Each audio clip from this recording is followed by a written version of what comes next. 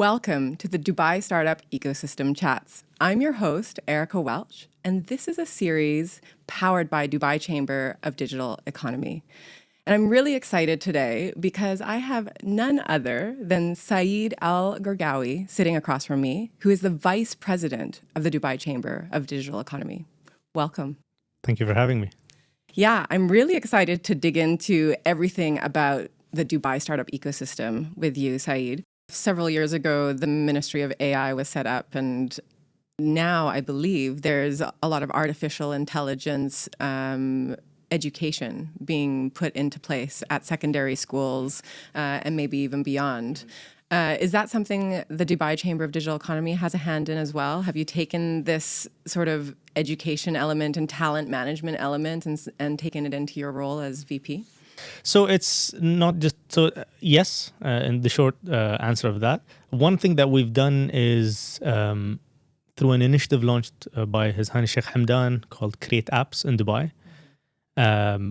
We did two initiatives within that. And Asha, who's with us here in the studio, she has led and is leading a big part of that.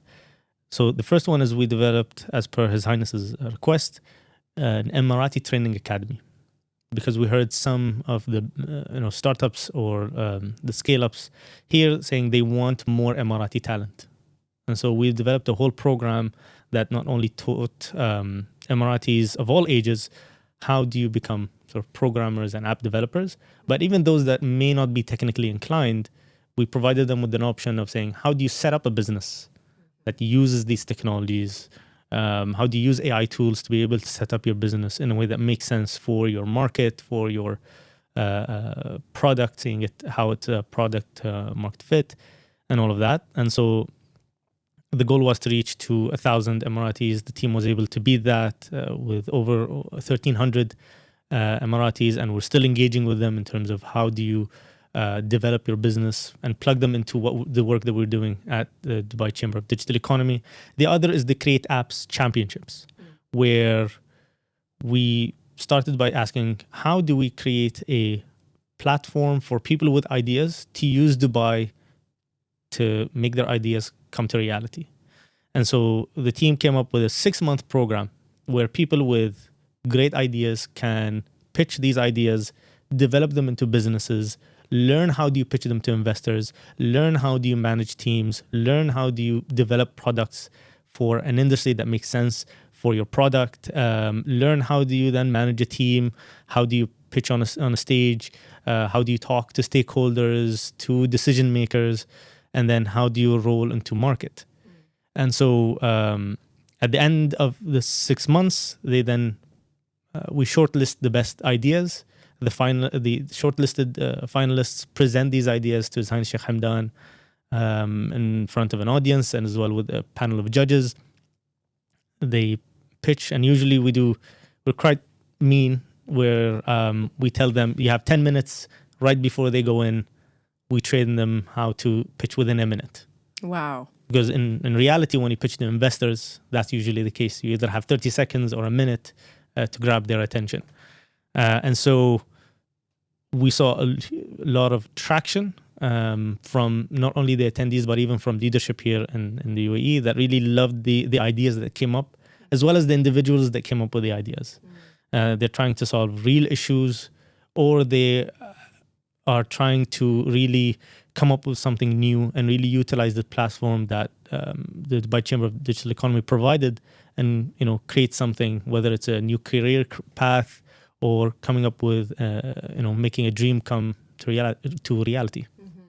And am I correct in understanding that for Create Apps, it's open to not just national Emiratis, everyone, but internationally, yes. People from all over the world. Yeah, last year we had over 4,700 applicants from over 70 countries. Wow.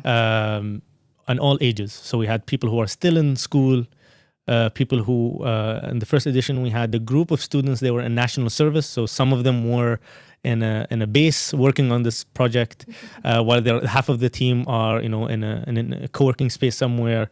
We have people that already are serial entrepreneurs that have an idea that they want to just pitch. They weren't sure how the idea would be in reality, but this is 6 months where they can sort of test the waters with a group of mentors. So the first year we had over 200 mentors that took these shortlisted individuals and sort of trained them. And they're usually mentors from the industry they're trying to tackle. Beautiful. Well, it makes sense then. It sounds like talent is a very key growth driver for Dubai to become one of the top digital economies by sometime in the 2030s. I believe Dubai has set a very clear expectation that the size of the Dubai digital economy will double by 2031. And so what are some of those driving levers? I hear talent is one of them. What are the other two that you and the people at Dubai Chamber of Digital Economy are working on? His Highness Sheikh Mohammed always says, we want Dubai to be the number one city. And that means being the best city, in my opinion, in quality of life. Because if you have the best quality of life, you have the best business environment, you have the best schooling environment, you have the best entertainment and living standard as well. So it ensures that from a holistic perspective and a comprehensive perspective, an individual that's living in Dubai or conducting business in Dubai can enjoy every aspect of life as a result. So I think that's one aspect. And having been here for 16 years myself, I could say that every year Dubai keeps improving on those things. Are there some areas in particular that Dubai is falling short on these days that are getting extra attention? I think one of the things is it's not so much as falling behind. It's more of one of the things that the leadership of the city realized is at a certain point we are competing with ourselves. And in my opinion, that's a tough competitor because once you reach a particular goal, you tend to be complacent as a result. So how do you create the systems across all sort of government industries, private sector, that allows people to always try to beat themselves in an economic sense? And trying to always, initially we wanted to be a tourist hub. Okay, we became a tourist hub in the country. And how do you become a regional tourist hub? Okay, that happened. Global, and then from a real estate perspective, who thinks of real estate in the desert? And then, okay, let's try to connect the world through Emirates Airlines and DP World and through logistics. And so trying to create new economies that did not exist. And in my opinion, the best example of that is the internet city in Dubai, where you created a cluster economy for folks in this sector to be able to call home. And then purely by accident, you have the media city right next to it. And today, these two industries are intertwined. And so not only does this take foresight, but I believe it takes a lot of testing.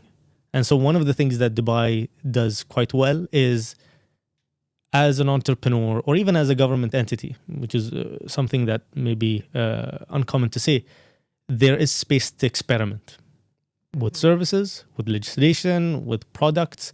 And because as well you have 200 different nationalities living in Dubai, you can do micro experiments within these groups of people from all over the world. So, for example, if you want to cater to the Filipino market, you don't need to essentially, or in the beginning, fly to Philippines.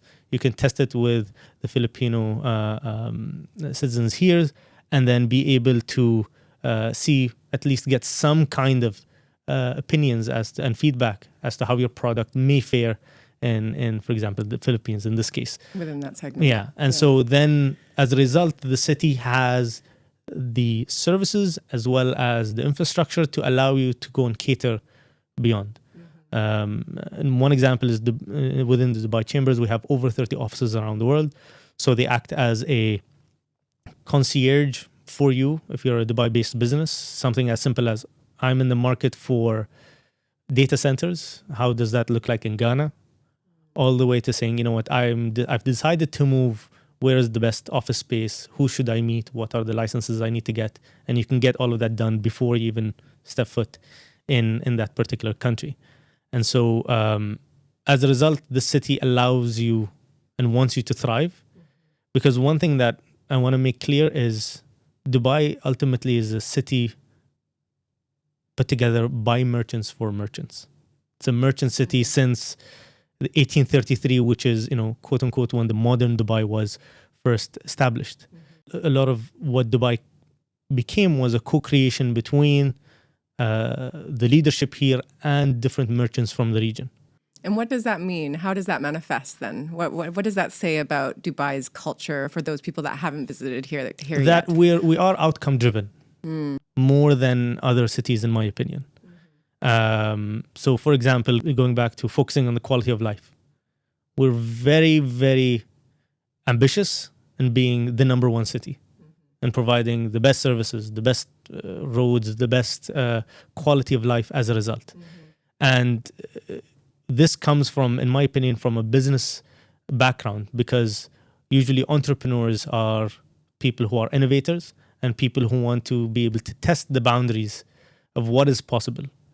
And not only, hit the pedal to the metal, so to speak, but be able to then really experiment, test. If it works, great, we're going to invest in that. If it doesn't, that's fine. We'll make amendments and we'll move forward. And ultimately, you mentioned His Excellency Ammar Al-Ulama with the Minister of AI. It was an experiment where for, if I'm not mistaken, 6 years, I happen to know a lot of the things he went through because he's our chairman at the Dubai Chamber of Digital Economy, where he would tell us that 6 years or so prior to ChatGPT or even to COVID, he would go to conferences and they would question why the UAE would have a portfolio on AI.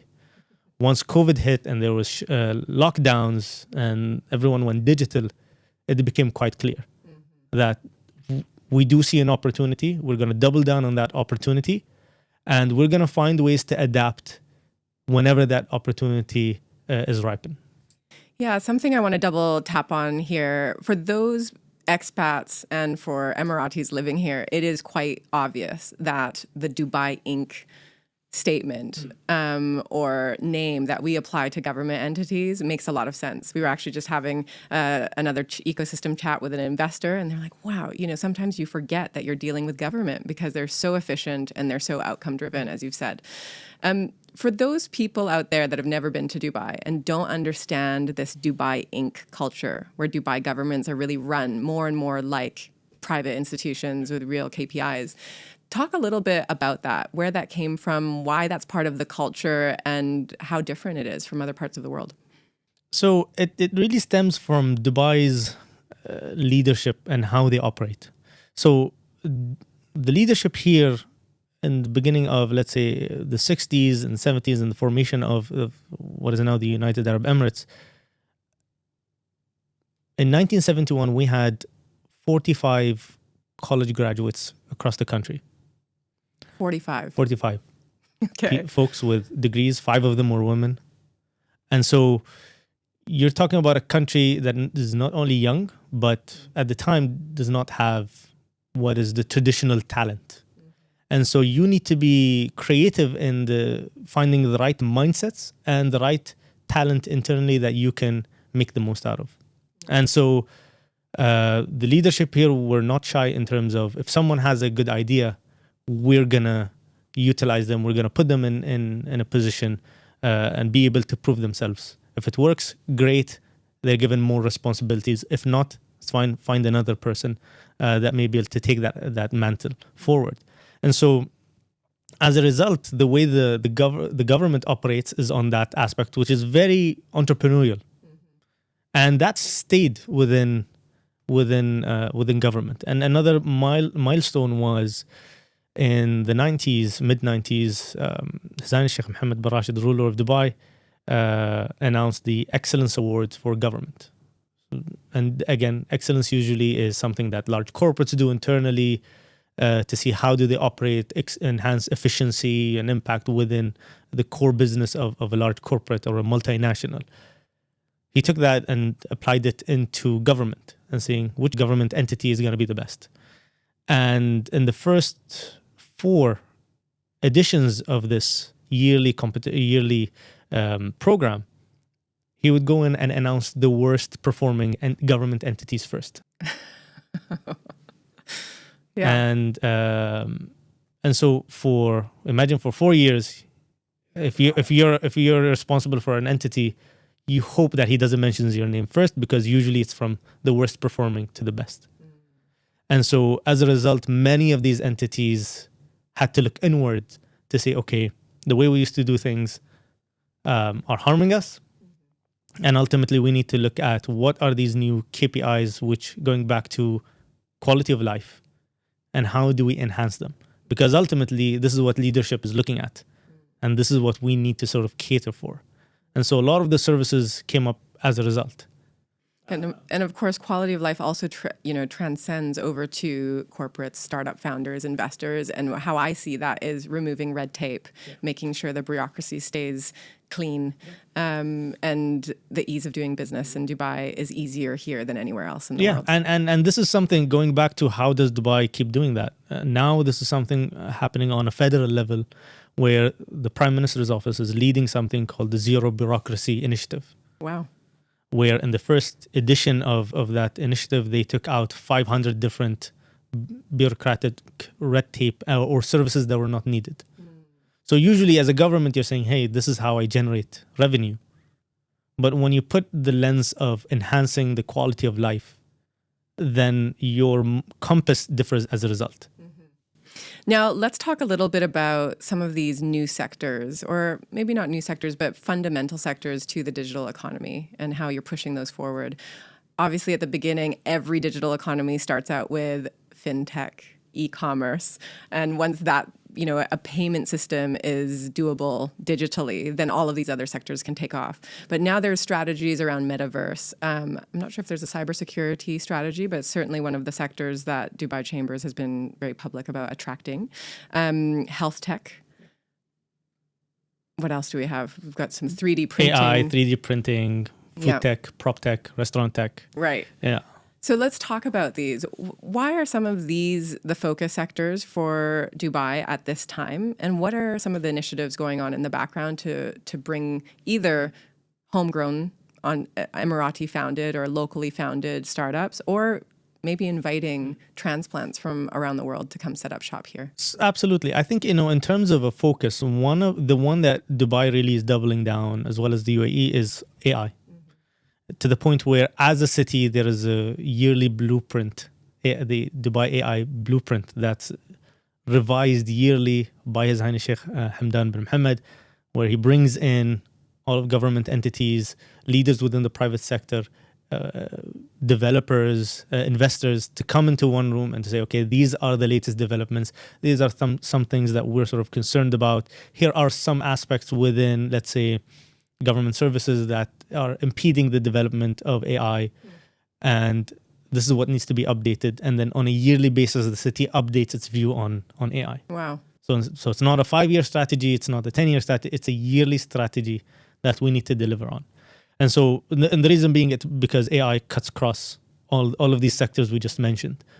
Now, when we look at some of the fastest growing sectors, fintech, SaaS, and mobile in Dubai, have been the fastest growing ones.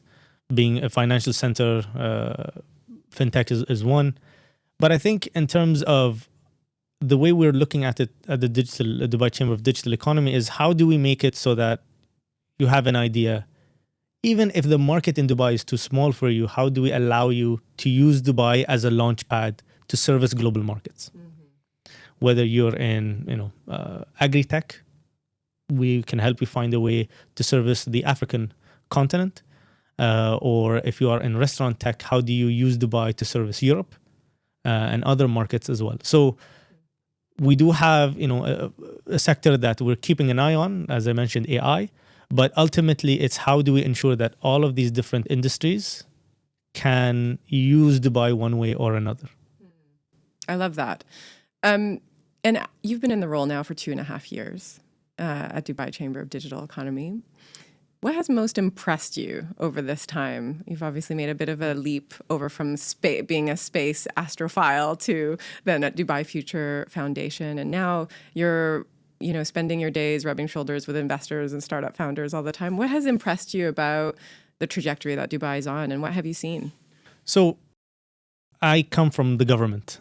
So there was this impression, in particular prior to sort of COVID, that because of how Dubai Inc. operates as a city and how the government sector operates, that it's doing a lot of the leading. And thanks to the work that we're doing at the Dubai Chamber of Digital Economy, you're seeing a whole new light if you haven't interacted with the private sector previously. You're seeing how the city operates on its own. It's led by private sectors, and you do feel the merchant side of the city. And so when I talk to many of the previous generation of, I noticed that the private sector operates like this, and they weren't surprised. They're like, yeah, this is how Dubai has always operated. You find opportunities, you make things happen. If it's not here, you go to another market and you do that. And as growing up, I've always heard of Dubai's relationship with India and with Mumbai in particular. And so I saw a lot of that in reality on the ground here in Dubai. And so the one thing that really impressed me is how the private sector is managing on its own. It's thriving as a result. They're keeping a direct line with the government when it comes to, we don't like this particular legislation. Let's meet together and try to solve issues that the private sector is having. And so that's one of the things that really, really impressed me. And usually what a lot of people, when they look at the Middle East, they say, governments are really either the ones in control of how the business happen or how the economy is run. In Dubai, it's the complete opposite, where the private sector is being left on its own because they know what's best for them. And so the government's role, and this really, I've heard that from Dubai's leadership, is the role of government is to ensure that you create the best ecosystem for people to thrive. You create the ecosystem does what it needs to do well. If it's doing well, great, you're doing your job as a government. And so I was able to see that in real life. I love that. Talent and funding are often cited as key challenges, no matter where you are. But we were speaking actually offline for a little bit about how many people and many startup founders sort of naively come to Dubai thinking this is where all the capital is. Yeah. And of course, actually, if we look at the data, there is quite a bit of capital flowing through Dubai to startup founders, but it's not a free picking for everyone. What are some of these myths around funding, access to capital, or some insights and advice that you have to startup founders that, are looking for that coming into Dubai? What advice do you have? No, absolutely. I think something that, we mentioned earlier was a lot of founders come to Dubai expecting within a meeting or so they're going to get a check and they can go and take that with them. People need to remember that Dubai, and rightly so you mentioned this, but in Dubai, I saw that more so. We're a relationship-based culture. I have to know you before I give you a dime. And I know you not just from a business perspective, but even from an individual perspective. What are your morals, your ethics? Because ultimately, I am investing in you as an individual, not just as a company. So, it does, in some cases, it does take a lot of time some effort to build that relationship, but once you're in, and you have a partner for life. And so a lot of people come in, they want something quick. For us, we're looking at, as a culture, we look at things from a longer term perspective, going back to building this relationship. Should I be associated with this person, and so on and so forth, or with this company? The other thing is trying to create solutions or trying to come up with products that suit the region or suit Dubai in this particular perspective. So if you're a company that comes in here that has no alignment or no knowledge of what is the vision of the city, how does the city view itself, what are some of the sectors we want to focus on, and why do we want to focus on? So why do we want to move away from oil? Sure, it's not just from an economic diversification, but we do see it as something that is key to the survival of the Emirates. And so that's why we're pushing to diversify. We're pushing to, innovate and experiment with all different sectors. And really trying to understand the human in Dubai allows you as an entrepreneur to be able to thrive in the city if you're looking for funds. I think that's really the main thing. The other thing is it's not as easy to get to family offices, and in many cases it's by design. They know what they're interested in from an investment perspective. They know the type of companies they want to deal with, and more importantly, the type of individuals that they want to interact with. Because ultimately, going back to what I mentioned earlier, they're looking at it from a generational perspective. They're looking at time horizons of hundreds of years and decades rather than just a quarter perspective. This is a perspective that entrepreneurs need to come into Dubai with. It's interesting you say that with family offices, because I sit across from venture capitalists all the time and I ask them these questions as well. And to some degree, they also have that slightly difficult to get in touch with by design as well, because they have hundreds of pitches coming across their desk every day, and they don't have time to respond to everyone. They're really looking for specific cases where they know they can support and scale that business. Absolutely. And one of the things that we've noticed is many investors want to see their investment. So if I'm going to invest in you, I want to see you on the roads here. I want to be able to see you and interact with you, rather than just, okay, I'm going to give you and you go off to Silicon Valley or wherever it may be to be able to, create your product. And this is something that I liked when I first heard that in particular. I heard it both from a VC as well as from a family office, where they said, if I'm spending money, if I'm investing in someone, I want to see them. I want to be able to interact with them, give them my thoughts, and in some cases be able to mentor them to see that, okay, there is more to than just doing my own business on the side. I can impart knowledge or my wisdom into an entrepreneur. Absolutely. You mentioned Silicon Valley and some of these other tech hubs like London, or even newcomers like Singapore. We're seeing them in Kuala Lumpur or even Jakarta in Asia. Obviously, in Germany, Berlin's been a hub for quite some time. How do you see Dubai differentiating itself from all of these hubs that are picking up steam across the world and ultimately, hopefully, in 2033, becoming number one? Inshallah. The way I see it is there are a few things. One is Dubai is one of the very few cities where you're in a company, you're working with someone from Russia, you're working with someone from the States, you're interacting with someone from India, all in a way that ultimately serves the business. Right? Put our head down and we work towards a goal in a business environment.